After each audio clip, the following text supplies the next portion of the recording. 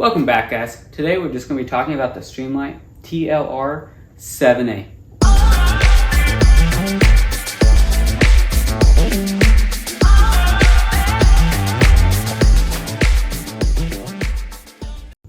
So first up, just for this video, I just threw it on a extra SIG P320 frame, just simply for some safety reasons. So similar to if I threw it on blue gun or orange gun, this way now I can safely use this for training use right now without having a live gun. So let's dig into this light. So the TLR 7 is a micro compact light. The design of it is specifically meant for these compact guns or compact frames of like the Glock 19.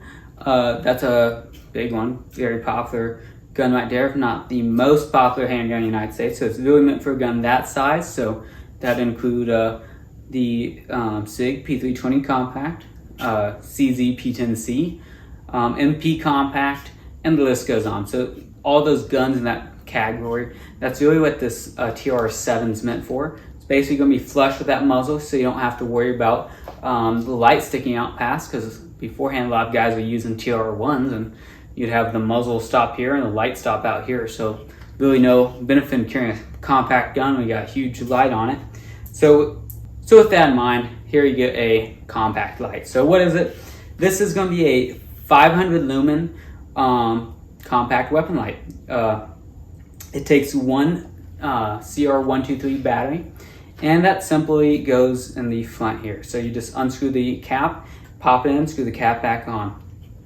I don't have the candela, so I don't know what that is off the top of my head, but you can simply look that up. So a few things I do like about this light here.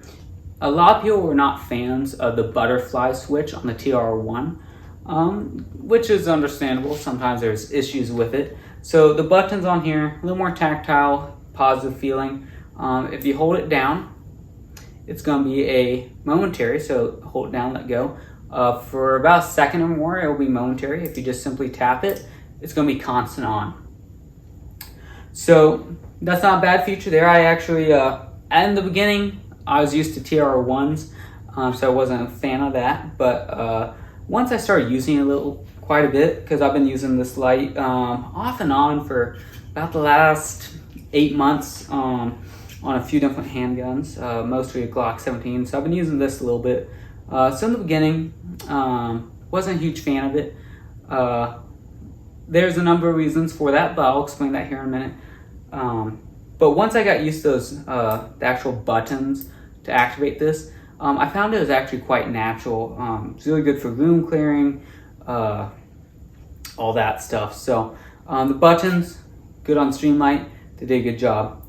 So with that, good job, because it is ambidextrous.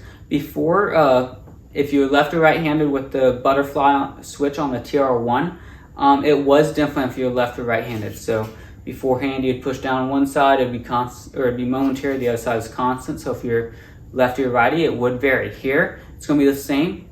If you just simply hold it down, it's momentary. A tap is constant. So it doesn't matter if you're left-handed or right-handed. That's going to be the same. So that there alone is good. You have a few different options you can change out for your actual switch if you want high or low. So again, more options you can do and it's pretty easy to switch those out. Now, one downside of this light I found was under heavy use if you're shooting a lot. So under the recoil of the gun, the end cap could start unloosening. And so they call it a shut-off feature, which I don't like. Some people think it's great because if they're like, oh, I'm going on trip or something, I don't want my light actually getting activated in a bag, I can just shut it off. See, the issue with that though is I want my light on or off.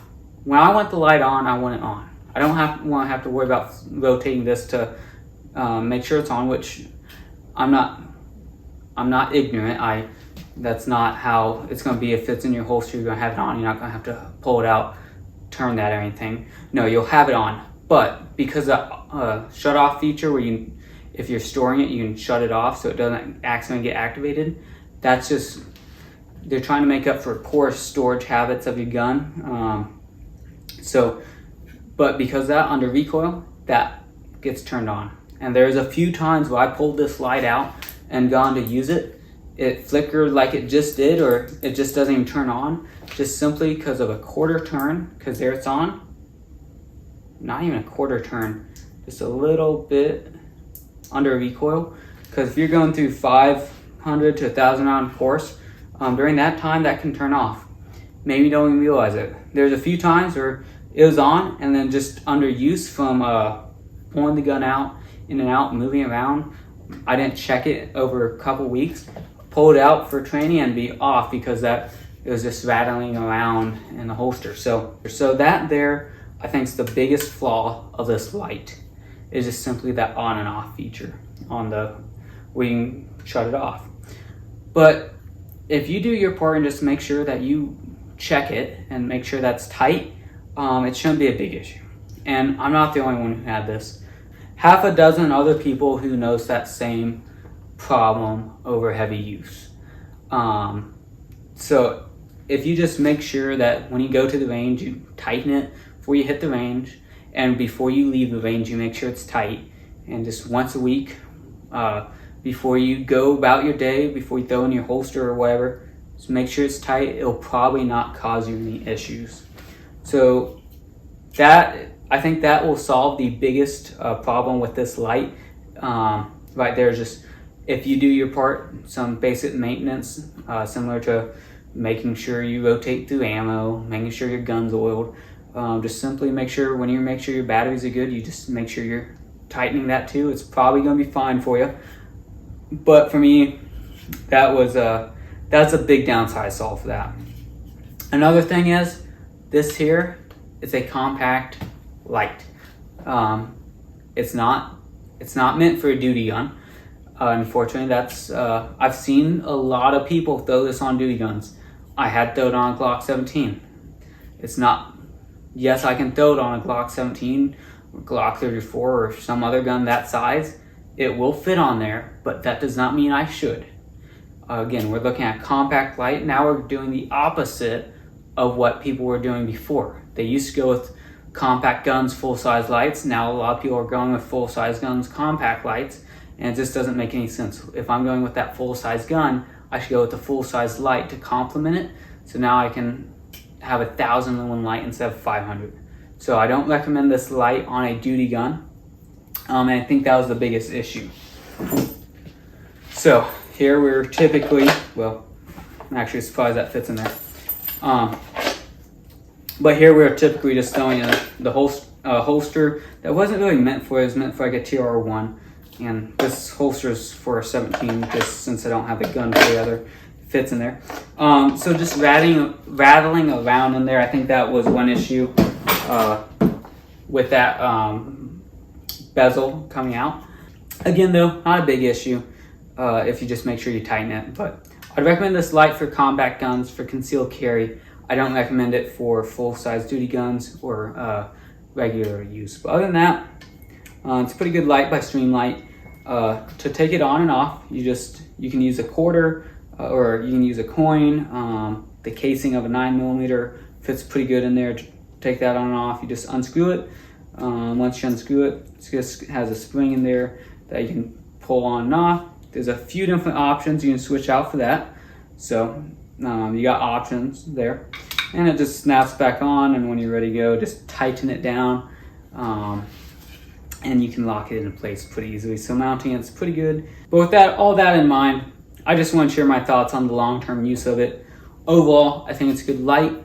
I think it's good for concealed carry or for compact guns. I don't think it's a good option for a full-size duty gun. Whatever your job gives you, you can make it work. But if you're buying it for yourself, just go ahead and buy full-size light for a full-size gun. But if you're concealed carrying a Glock 19, if you're concealing a Glock 19 or a compact gun, this light does a pretty good job on those. It's a heck of a lot cheaper than the Surefire Xc1 or wherever their compact light is, and it also has more lumens. So right there, again, not a bad option. Its battery is a lot more readily available than some of the other compact lights like ones that take CR2 batteries. So this takes a CR123. So you do have a lot of options out there. Holster options are becoming very available nowadays. So you got options. Both of them, decent light. With that in mind, thanks for watching our video. If you liked the video, please like, subscribe, and leave your comments below. Have a good one.